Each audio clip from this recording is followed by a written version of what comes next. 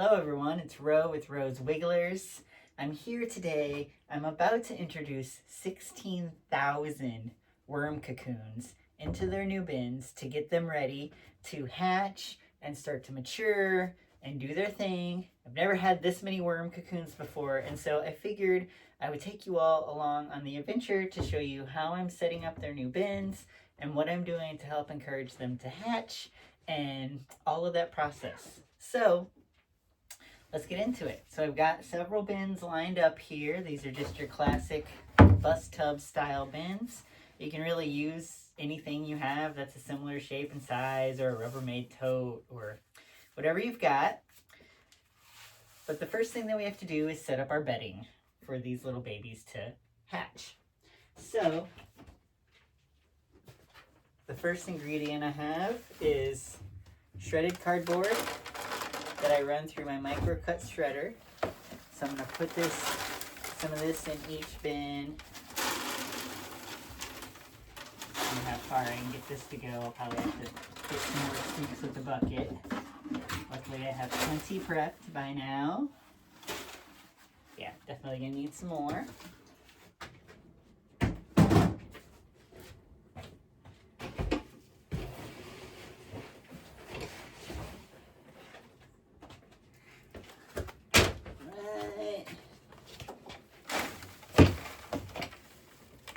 Cardboard in here.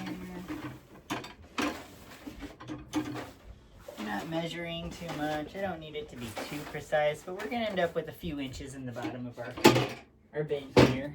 So here's the cardboard. The next thing I'm gonna add is some peat moss. So what this is going to do is it's gonna really help with the moisture retention. It's also going to help to keep the cardboard from getting all matted up and not wanting to break down properly.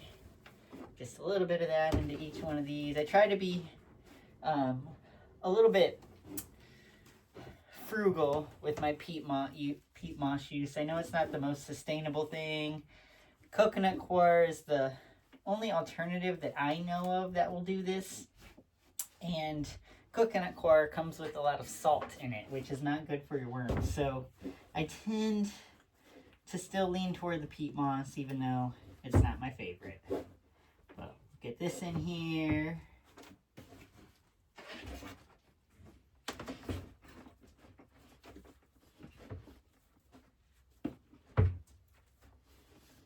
Should be good. Okay. The next thing that our little wormies are going to need is some grit.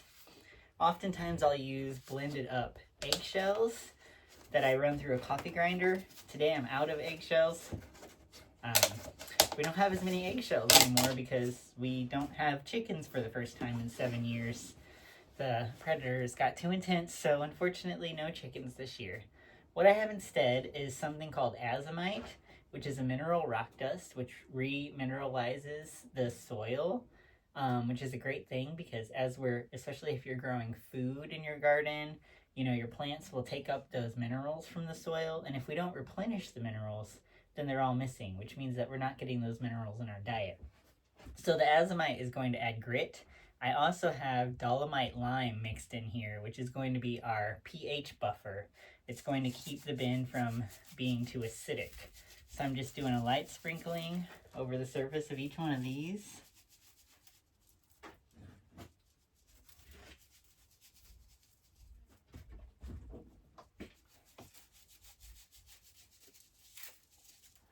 Okay, that's good. Now we need moisture. I'm not going to just do moisture though. I'm actually going to level this up with a fresh batch of worm casting tea that I brewed. I just had farmer's market yesterday, so I still had some brewing. This is going to obviously add the moisture, but what it's also going to do is it's going to inoculate all these bins with tons and tons of microbiology, which is going to really jumpstart these bins and get them going, which will create a nice cozy environment for the baby worms when they hatch. So we're going for the moisture of a damp wrung out sponge. So I'm going to start with a little bit, mix it in, see if we need more. Wash, rinse, repeat until we get the moisture level that we're going for.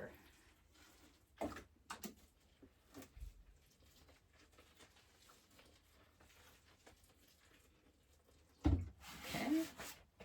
Put that down. See how we're doing here.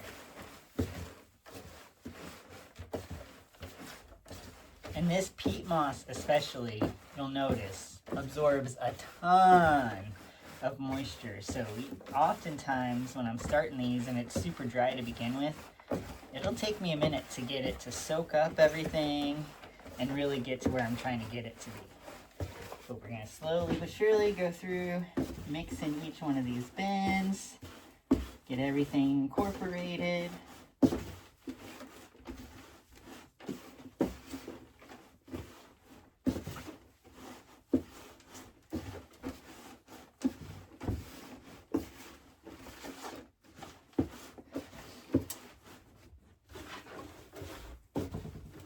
Mixing and mixing. We're definitely going to need another round.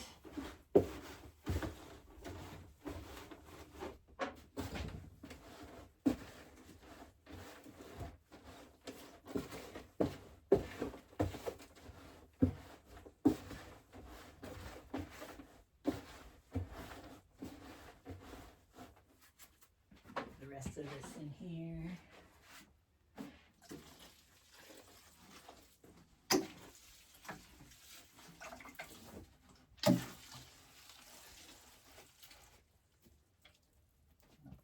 On that. Mix this in a little more. We're getting close here.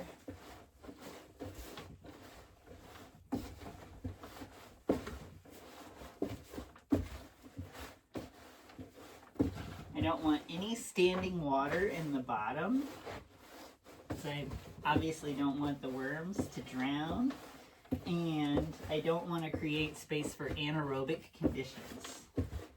So I'm trying to be a little careful about that, which means I gotta keep mixing and keep checking.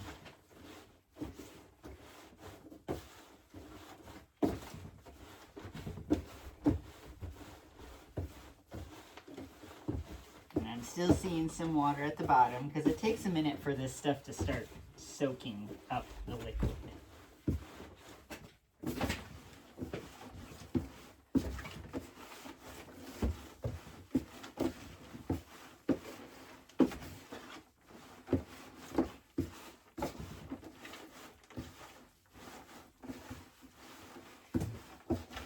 All mixed in.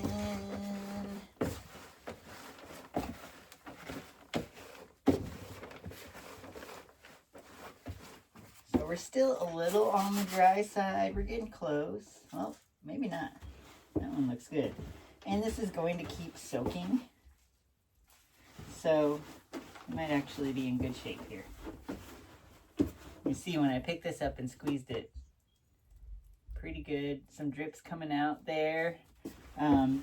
But it's going to absorb more. And as long as I don't have standing water in the bottom, we should be okay. So just checking all the bins, making sure there's no standing water in the bottom.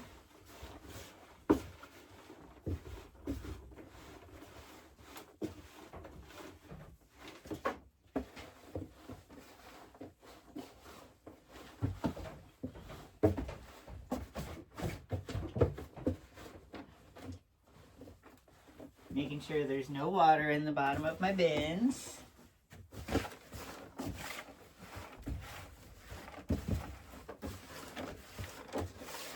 This last one that didn't get that second round of tea is a little dry, so I'm just gonna give it a little more from my hose. Now my hose is, it has a filter on it that removes the chlorine because I have city water.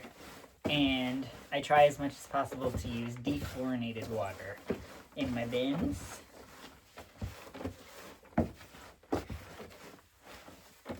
Okay, so I'm gonna just get these all leveled out here. They are ready for our wormies. This is what the finished product looks like. Okay, so the first thing I'm gonna do before I put the cocoons in This is a trick I've learned from a couple other wormers, and they have shared that when you're trying to get cocoons to hatch, if you add a few what are called nanny worms into your bins, which is basically just worms that are already alive and doing their thing, if you add some into your bins where you're trying to get cocoons to hatch, they will move around in the soil or in the bedding and do what they do. And I don't know exactly what the process is, but they basically are keeping that bedding alive and moving and being the most ideal, desirable environment, which encourages the cocoons to hatch. Now, it seems interesting, but I have tried side-by-side experiments, and it works. So, I am, in this bin here, I have some extra red wigglers from one of my recent purchases.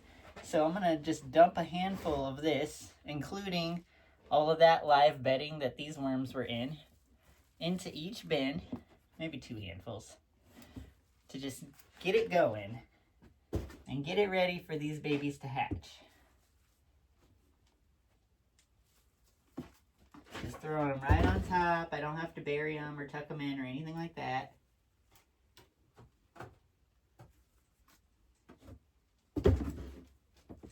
And I do have a substantial amount of worms in this bin because these are the ones that have yet to be weighed up and divided into multiple bins. So these are some pretty good handfuls, but really you just need a few worms. Okay, so those are in. Cover them back up. And now we have our cocoons, the last step. So in this bin, I have 16,000 worm cocoons. Let's see if I bring it in close enough. If you can see any of those cocoons, you should see a whole bunch just all over the surface. Little kind of amber golden colored eggs. So these are all going to get evenly divided into these bins. Now, this is still, when they hatch, probably going to be, they're going to need to be divided again so they have more space. But for now, while we're waiting for them to hatch, I'm just going to take them. And a lot of them have already hatched. We have tons of little baby wisps in here. I don't know if I can get this in the camera or not. Whoops. Little babies are all in there because they've already started hatching. I'm going to start throwing this into the bins. Try to do it somewhat evenly between these.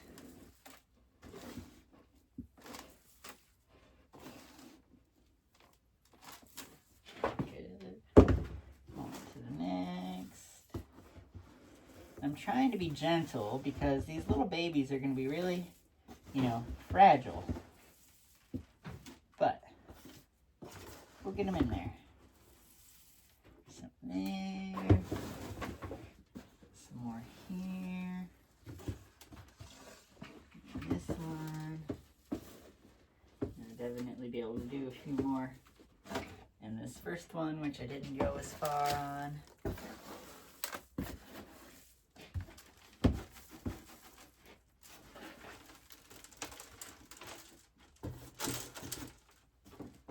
One thing I'll often do, especially when I know, there's like a ton of tiny little babies just stuck on the edges of the bin.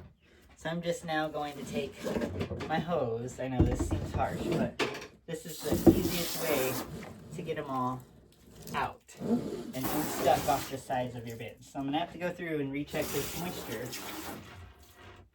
Make sure we're good there. But I don't want to waste any of these babies. Okay. I think I got them all. Set this to the side. And let me just make sure that this moisture isn't like soaked now that I did that.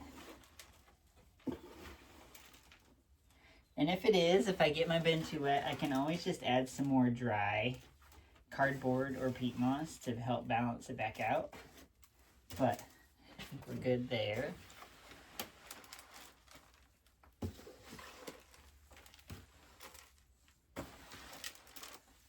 Good here.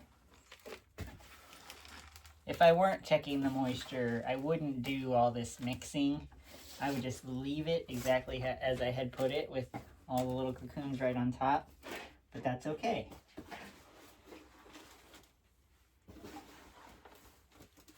Just kind of redistribute that moisture that kind of all got dumped in one spot.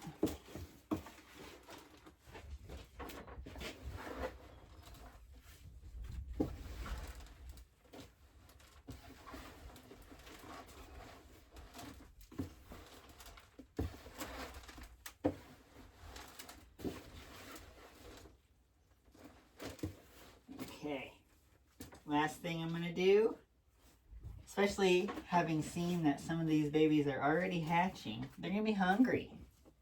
So I'm gonna give each one of these bins a little piece of pumpkin, which is a great food for baby worms. They love it. So a little piece of pumpkin, stick it in there. I already did the whole bin with grit, but we'll go ahead and sprinkle a little more on each piece of pumpkin just for good measure. Make sure everybody is having their needs met. This one's a little smaller. A couple more there. All right. A little more grit.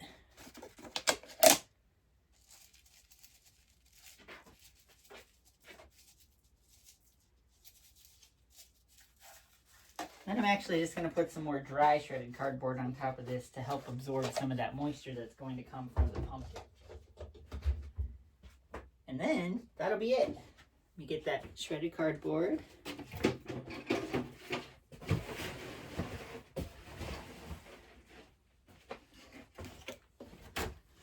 All right. And I'm just going to cover up the pumpkin.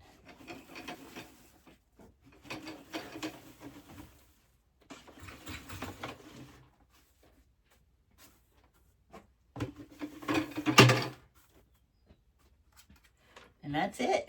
These babies are ready to hatch and start living out their lives. Thanks for joining in. And remember, healthy soil, healthy plants, happy worms. Oh, that doesn't work anymore.